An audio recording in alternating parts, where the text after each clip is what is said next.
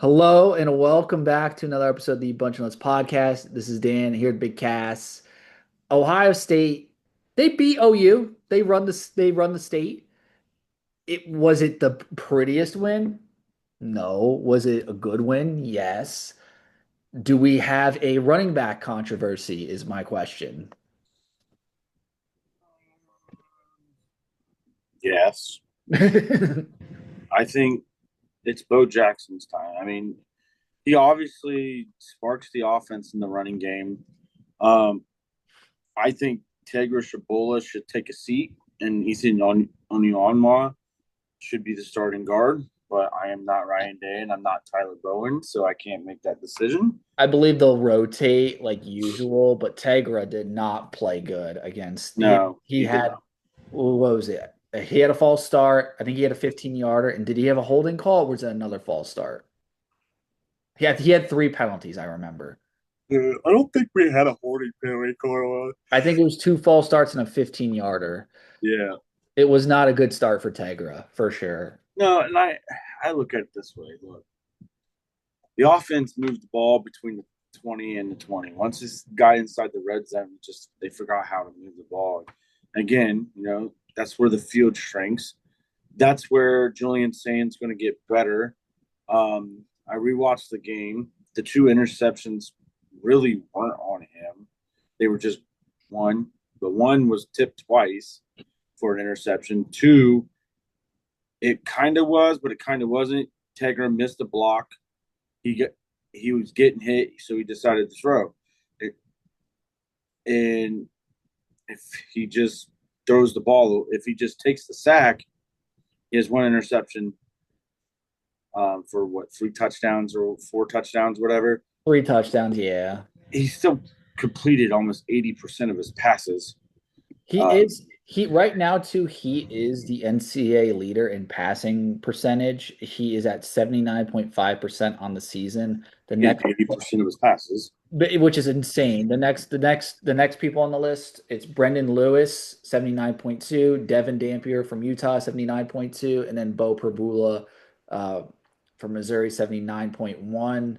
So That it's dude still plays. yeah, yeah, dude, he's tearing it up for Missouri. Yeah, I mean, I look at it offensively. They've cleaned some things up and score in the red zone. And Lorenzo Styles decides to tackle the ball instead of trying to strip the ball. The final score is basically 50, 54, 56, Yeah, 3. yeah, no, you're absolutely right. And like with the play Lorenzo gave up too, everyone's like freaking out on Lorenzo, and like yes, he got beat, not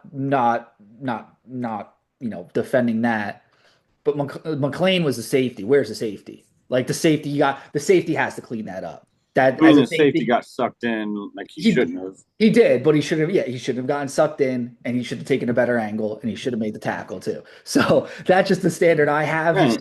And you just don't strip the ball. You just tackle them. Yeah. And OU couldn't move the ball. Like they had one big play for a touchdown. They really couldn't move the ball. Parker Navarro got hit a lot. He's probably still seeing Bo Atkinson and Caden Curry in his sleep. But like He tried to overall, do a I thought it was soccer tackle too on the defensive touchdown I call back. He tried to like kick Kenyatta. I didn't even realize that in the game. That was so I funny watching that. I would give I would give this game a B plus because obviously you got to fix the red zone and goal line issues, and two, can't give up the big play. Yeah. OU's probably going to win the MAC. Mhm. Probably play Miami or Toledo or someone like that. But like OU's a good football team. Parker Navarro's a good football player, and they're Their fundamentally defense is sound too. legit. They're very disciplined. Their defense is legit. Like we obviously previewed it last week too. We weren't expecting a huge blowout. I think we kind of did a pretty good job of previewing the game and giving a good take that like I think basically OU would hang in the first half, which they did, and then Ohio State would pull away. Twitter would get angry. Like we called all that. I thought their defense, OU's defense, They didn't really break for the most part in the second half. Yeah, when the defense was on the field for the whole entire game, it felt like. Um, but they did a really good job in the first half of keeping Ohio State in front of them, not letting up the big play. That zone defense was working at times. I mean, they did force two picks, so I gotta credit OU's defense. I think they absolutely came to play, and that's kind of the reason they were in that game. Yeah, I mean, I have again, I have no, I outside of the scoring in the red zone, I have no complaints. I do wish they would stop taking Bo Jackson out after he makes a huge run, and then as soon as he get inside the 20, they put in C.J. Donaldson and James Peoples. I mean, all three running backs really ran the ball well. It's just not in the red zone. They didn't run well in the red zone, but we haven't seen Bo Jackson run the ball in the red zone. Here's my take on the running backs. I love Donaldson as the hammer for the short situations, but I think they're using him too much, and it's kind of taking away from his ability to gain the short yards. I think they also need to let Peoples get into a flow. It feels at times he's getting one or two carries, ripping off a good run. He averaged 6.7 yards a carry. Yeah, no, and he was heating up. There's some plays where he could have broken an arm tackle early. I'm not disagreeing there, but I feel like they've never gotten him going. They need to get him going and like let him kind of ride him a little bit, and then we could let throw in Bo Jackson. Bo's great. Bo's awesome, but I also want to take like a step back and be like, okay, Bo did this, but it was also he did it against Grambling, back to back 100 yards games, Grambling and OU. We're entering the Big Ten schedule. Like I still have faith in Peoples. I still have faith in Donaldson. Bo is an awesome asset. He's a home run hitter. But like the Big Ten is a lot different than the MAC and the whatever the what is it, the SWAC, I think Grambling's in. So Yeah. it's a completely different game. I think Peoples and Donaldson will find themselves. And Bo's great though. Bo's great. He's gonna help this team. But I don't know. I just think people are too reactionary because he had two good games. I don't know. It's the running back rotation's all wrong though, I feel like, because they're just swap they're just they're not letting guys get in the flow of it, it feels. Yeah. But I will say, when's the last time in Ohio State offense you've seen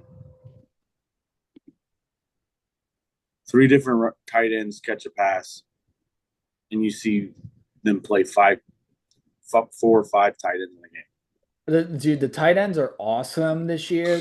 And it's kind of funny because everyone's freaking out that like Brandon Inniss hasn't done much on the stat sheet, even though Inniss has always been a glue guy. He doesn't I need to mean, be. Julian Sam missed a couple passes to him. If you look, turn the tape Oh, on, he, dude, Brandon Ennis was open a couple times. for a touchdown too on one of them. Um, but right now, and I tweeted this out, like Jeremiah Smith is obviously the top dog on this team. Cardinal Tate is playing great, looks like a first round receiver. But our next leading receivers, 3 through 5, it's Will Kazmarek, Jelani Thurman, and Max Clare.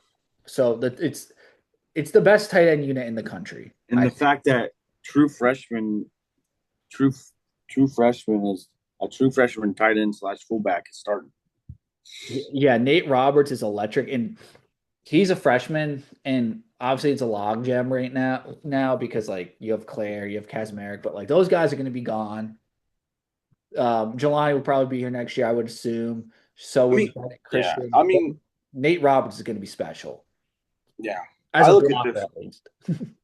I look at it this way: by the by mid October, when we after when we head to Champaign, Illinois, in mid October, Mhm.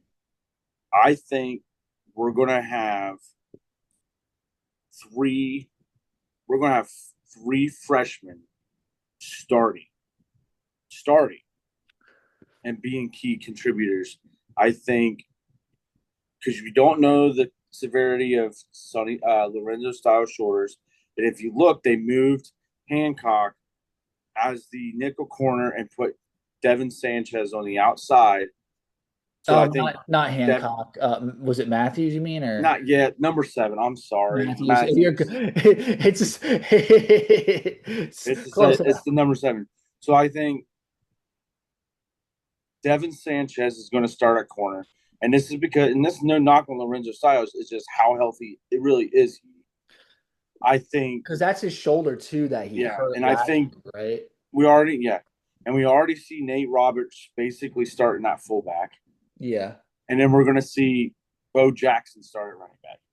That's just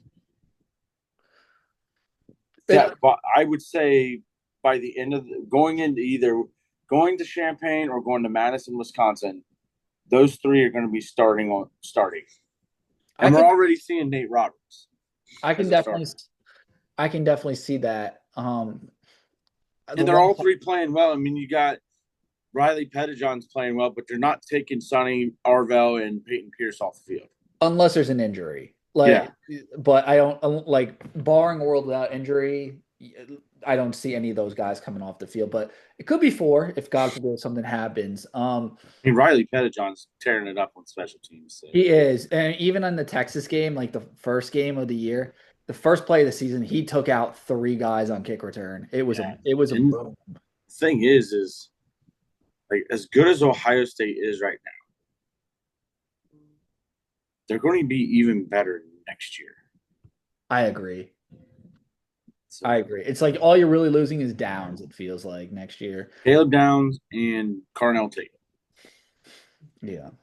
and Now Carson Hensman. that's a big loss, though. I feel like Hintzman's a huge loss. But Luke Montgomery couldn't move down to center, so we don't know. Josh Padilla. So I will say this: the best moment, and they could have done better with this moment Saturday, was we all know the story of Rufus and Brutus. We Yeah. all know that. But the coolest thing is Rufus comes out with the WWE Championship belt, and he's celebrating. And the next thing you know, you hear John Cena's music come out. Brutus is standing on the ramp, running out, and all they do is a tug of war and a 40-yard dash. Come on! I They could have yeah. wrestled. Like it would have been a Yeah. lot better if they would have wrestled, but no, they did a tug of war where Brutus won, and then a 40-yard dash where Brutus won. So basically, Brutus got the better of Rufus, but like they could have done better with that They should have because it wrestled. was so hyped when they played John Cena's song and Brutus is sitting at the tunnel like this, like getting ready to come out, and then they do a tug of war. Yeah, that didn't make sense to me. I would have liked to see like some ECW, maybe like Brutus comes out with like a keno stick and just like Yeah, but I will say this: out of all the in-state schools, and I texted you this. yeah. One, I hate playing in-state schools. Two, it's because no matter who we play, we get their best shot, which is fine. We get that. I can understand. But nobody booed the Ohio Bobcats. Like there were so No. many cheers for it, and I don't like that. Like Oh, it made the game so weird, and I think that's why. Like when you play a night game against the Ohio Bobcats, because you see them boo Toledo, you see them boo Bowling Green, you see them boo Akron, but the Ohio Bobcats, and I think a lot of this is because one, half the local media went to OU. OU is an hour and 15 minutes away from Ohio State. And it's just like nobody booed them. And like, did you I don't, boo? huh? Did you boo? Oh, yeah. I booed them. And I had some lady in front of me look at me weird. Also, too, as a coach, like, I look at I know this is my first year of coaching junior high football. I know it's just Yeah. junior high. But like, even as a broadcaster, like when I broadcast high school games, I watch the game differently from a lot of people. You've watched games with me too. Yeah. You know how I watch. You know, yeah, I get a little crazy sometimes, but like I look at the game differently from everybody else. So when I'm up in the stands and I'm sitting there saying, "Hey, this is going to happen," Hey, old lady Fran in front of me. I don't care if you went to OU and you cheer for Ohio State. Like, don't give me a dirty look because I paid for my seats and I had great seats. Don't every time I call out a play or boo the Ohio Bobcats, don't get mad because I booed them. Like, That's like it just reminds me of the time we went to the Reds game and I was standing and it was like top of the ninth, 2 outs. Alexi Diaz was on the mound and like there's one strike away. And we're all standing up and then the guy behind me is like, "Can you sit down?" It's like, no, I can't. Like we're one strike away, dude. That's so funny. Um, Buckeye leaves, bro. We gotta hand out some Buckeye leaves. Um, um, so I wrote an article of the four Buckeyes that really shine.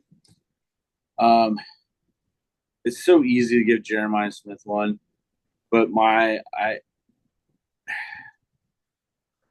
Jeremiah Smith gets graded on a curve. Okay, like he's um so good. Like if he gets 100 on it on the test, which he usually does, I need him to get 110 to get a Buckeye leave. I'm going to go my offensive Buckeye Leaf. Cardinal Tate's been so good. You can give it to anybody, but I think I'm going to give it to um, I think I'm going to go ahead and give it to not Philip Daniels. I'm going to give it to Nate Roberts. Be a Okay. freshman, uh, be a freshman, be a lead blocker. I know there was times where we didn't score in the red zone, but when we had it third and short, he was a lead blocker. We were able to get the first time. He was the lead blocker when uh, Lincoln Keenholz came in and Yeah. The presidential package. ran that play. So I'm going to give it to Nate. And then Nate Roberts Buckeye Leaf as a whole from the last three games. That's a great, and even in the Texas game, like led the way in the touchdown for Donaldson. Yeah. My Buckeye leaf, I gotta go defense. I've because I've been in. I'm his number one fan. I think I've been on this guy's corner since last year, and I'm so happy he's like really flashing and like I. It's Caden Curry. It's the the pass breakup was great. The the the sack he had lining up on nose tackle and like I've said it so many times on this show like I would love to see him play in the tier. How many times have I said that? A lot. I even said it. And they put him in interior and it was the most beautiful sack of Zach Harrison had his best year in 2023 or 2022 when he was lining up inside on some plays. yeah. My defensive Buckeye Leaf, I'm going to Bo Atkinson. What a Yes. uh, Great game. he put a lot of pressure on Parker Navarro, and about knocked Knocked- him out of the game. Had a For Bo sack. Atkinson, it was good to see him out there. I think he's finally getting this concept, and I think the sky's the limit for this defensive line now. It is with Bo. The first 2 weeks were rough. He looked a little lost at times. In Texas, he got like Arch kind of like juked him out of his shoes a couple times. I remember, and I think he might have lost contain. He just didn't look comfortable. Even last week again, the week before against Grambling, he wasn't looking like himself. But it's clear I think when they played OU, the switch flipped, and he's good to go. And he was also in on the sack with that King Curry just what took on the entire interior defense line. Like Bo Atkinson was on a lot of big plays too. He played phenomenal. Who's your offensive Buckeye League going to? Oh, it's tough, man. It's tough. I think I'm gonna give it to Bo Jackson. It's 9 carries, 109 yards, 12.1 average. The one where he almost broke for the touchdown. How loud was the stadium was my question. Like the Mm, 64-yard I've run I've heard louder. heard louder. It looked so good on TV. I absolutely have to give Bo Jackson a Buckeye leaf. I was toying. I'm like, do I give one to Austin Seyerfeld because they did give him offensive player of the game, and he also had his hit. I'll throw one to Austin Seyerfeld too. There was a play where he just threw the OU I think it was the edge rusher into Tegra, and Tegra just leveled him. Which Tegra didn't have a good start, but he leveled that dude on that play. So I'll give Tegra a shout out there. He kind of made up for it there a little bit, but Seidenfeld also had a very good day. Um, so I Yeah, yeah. I mean, I like the direction of this offensive line. I like the direction of the defensive line. I think sky's the limit for both on both sides of the ball. I think special teams is playing better. I think we got to fix the punt return. But we said this last year. We said this last year. Let's see what they do. I'm not going to be jumping out my window here, complaining about the punt no, return. it's It's a going get to right come. week. It's a get right week. They're going to find ways. Washington's going to be a fun one next week, 3:30, and but I do want to address the not the it's not the monkey in the room, but I want to kind of gloat here for a second. I was the only one member of the Silver Bulletin that predicted Georgia Tech to beat Clemson, and everybody was, oh no, Clemson's going to find a way to win. Dude, you know why? You know why I was pulling for Clemson. I'm not gonna say it, but you were texting me. I'm like, I don't want to hear it, Cass. I don't want to hear it, but you were correct. I'll give you your flowers. Hey, I mean, I was gloating in the Slack chat, but some people were giving me a little hell for it. But you know what? It's it a guy who's been around football for been watching college football for over 30 years. Um, since I was 6 years, 6 years old, 31 years if you want to be exact. Because I always talk about the '94 season being the really first season I remember as a Buckeye fan. I've seen a lot of football, and the way Clemson has been playing this year, I was like, Georgia Tech's going to beat Clemson. And yes, you can look at 3-point spread as not an upset. But when your team is ranked seventh in the country and you They go were on the my road, national championship pick. I literally, when I did the bracket, I Heisman looked Trophy into winner, Clay Klubnik, me, I said it. And it. Haynes King might be the between him and the dude from Oklahoma and the dude from Florida State. That's the September Heisman race right now Yeah. between those four. But I tell you what, if Haynes King continues to rush over 100 yards and pass for 200 some yards, he may not host that trophy, but he might find him a slot in New York. I, Uh, I agree, dude. I know like Chris Drew has been big on King, so I mean I'm gonna give him credit there too. We have about 30 seconds. I actually might be going to Georgia Tech Duke. I'm gonna be visiting some family in a couple weeks. I'm actually might be going to see Haynes King in a couple weeks, so we'll see about that. We got about 20 seconds because the Zoom is terrible. I just want to say thank you everyone for listening to another episode of the Bunch of Notes podcast. We will see you next Wednesday for the Washington preview. Go Bucks.